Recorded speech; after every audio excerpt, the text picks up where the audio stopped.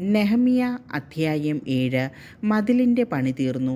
കതകുകൾ കൊളുത്തുകയും കാവൽക്കാരെയും ഗായകരെയും ലേവ്യരെയും നിയമിക്കുകയും ചെയ്തു.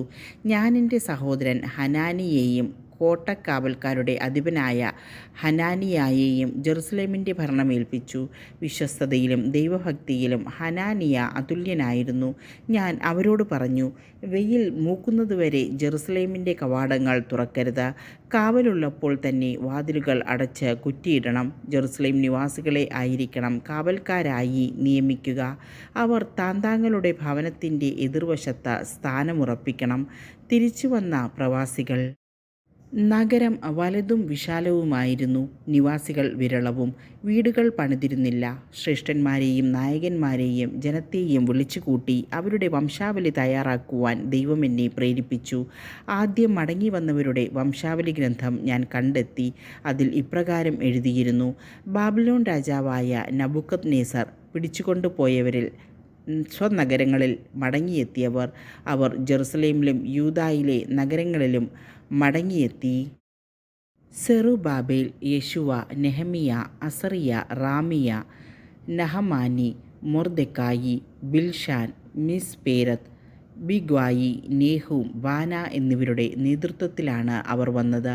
ഇസ്രായേൽ ജനത്തിൻ്റെ കണക്ക്: പറോഷ് കുടുംബത്തിൽ 2172, ഷെഫാത്തിയ കുടുംബത്തിൽ 372, ആരാ കുടുംബത്തിൽ 652, പഹാത്ത് മെവാബ് കുടുംബത്തിൽപ്പെട്ട യെശുവയുടെയും യോവാബിൻ്റെയും സന്തതികളായി 2818, ഏലാം കുടുംബത്തിൽ 1284, സാത്ത് കുടുംബത്തിൽ 845, സക്കായി കുടുംബത്തിൽ 760, ബിനൂയി കുടുംബത്തിൽ 648, ബേബായി കുടുംബത്തിൽ 628, അസ്ഗാദ് കുടുംബത്തിൽ 2322, അദോനിക്കാം കുടുംബത്തിൽ 667, ബിഗ്വായി കുടുംബത്തിൽ 2067, ആദിൻ കുടുംബത്തിൽ 655, ആതേർ എന്ന് അറിയപ്പെടുന്ന ഹെസക്കിയായുടെ സന്തതികൾ 98, ഹാശും കുടുംബത്തിൽ 328,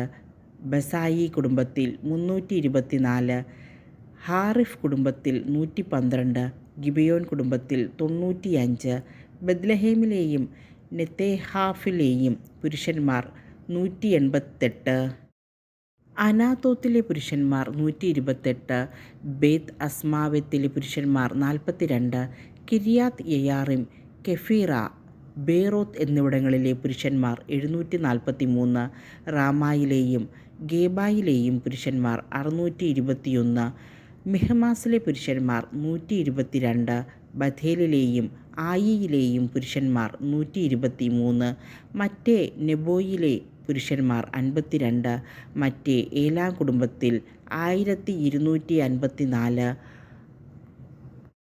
ഹാറിം കുടുംബത്തിൽ 320, ജെറീക്കോ കുടുംബത്തിൽ 345, ലോദ്, ഹദീദ്, ഓനോ എന്നിവരുടെ സന്തതികൾ 721, സേനാ കുടുംബത്തിൽ 3930, പുരോഹിതന്മാർ: യെശുവ കുടുംബത്തിൽ യെദായായുടെ സന്തതികൾ 973, ഇമ്മേർ കുടുംബത്തിൽ 1052, പാശൂർ കുടുംബത്തിൽ 1247, ഹാറിം കുടുംബത്തിൽ 1017, ലേവ്യർ: ഹോദേവ കുടുംബത്തിൽ യെശുവയുടെയും കദ്മിയേലിൻ്റെയും സന്തതികൾ 74, ഗായകർ: ആസാഫ് കുടുംബത്തിൽ 148, വാതിൽ കാവൽക്കാർ: ശല്ലൂം, ആദർ, തൽമോൻ, അക്കൂബ്, ഹത്തീത്ത, ശോബായി എന്നിവരുടെ സന്തതികൾ 138, ദേവാലയ ശുശ്രൂഷകർ: സീഹ, ഹസൂഫ, തബോവൂത്ത്, കേറോസ്, സിയ, പാദോൻ, ലബാന, ഹഗാബ, ഷൽമായി, ഹാനാൻ, ഗിദൽ,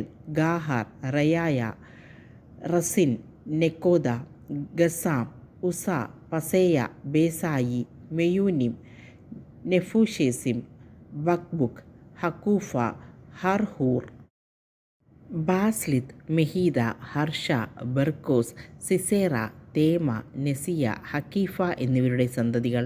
സോളമൻ്റെ സേവകരുടെ പുത്രന്മാർ: സൂതായി, സെഫേറേത്ത്, പെരീദ, യാല, ദാർക്കോൻ, ഗിദൽ, ഷെഫാത്തിയ, ഹത്തീൽ, പൊക്കേരത്ത് ഹസേബായിം, ആമോൻ എന്നിവരുടെ സന്തതികൾ.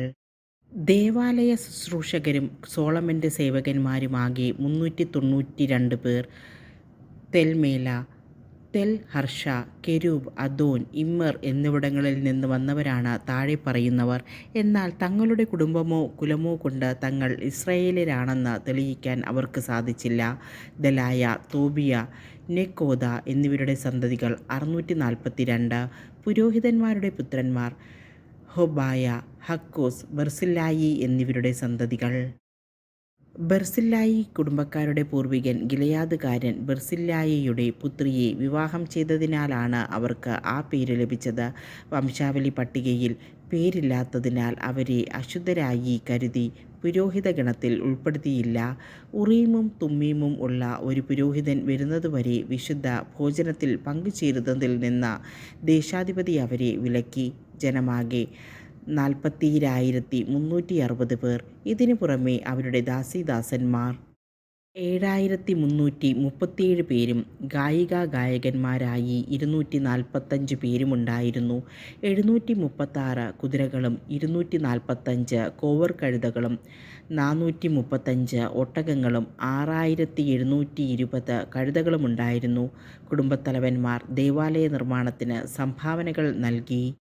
ദേശാധിപതി 1000 ദാരിക് സ്വർണവും 50 ഷാളന പാത്രങ്ങളും 530 പുരോഹിത വസ്ത്രങ്ങളും നൽകി. കുടുംബത്തലവന്മാർ നിർമ്മാണ നിധിയിലേക്ക് 20,000 ദാരിക് സ്വർണവും 2,200 മീന വെള്ളിയും നൽകി. മറ്റുള്ളവർ 20,000 ദാരിക് സ്വർണവും 2,200 മീന വെള്ളിയും 67 പുരോഹിത വസ്ത്രങ്ങളും നൽകി. പുരോഹിതന്മാർ, ലേവ്യർ, വാതിൽ കാവൽക്കാർ, ഗായകർ, ശുശ്രൂഷകർ തുടങ്ങി ഇസ്രായേല്യരെല്ലാം താന്താങ്ങളുടെ പട്ടണങ്ങളിൽ താമസിച്ചു. 7-ാം മാസമായപ്പോഴേക്കും ഇസ്രായേൽ ജനം താന്താങ്ങളുടെ പട്ടണങ്ങളിൽ വാസമുറപ്പിച്ചിരുന്നു.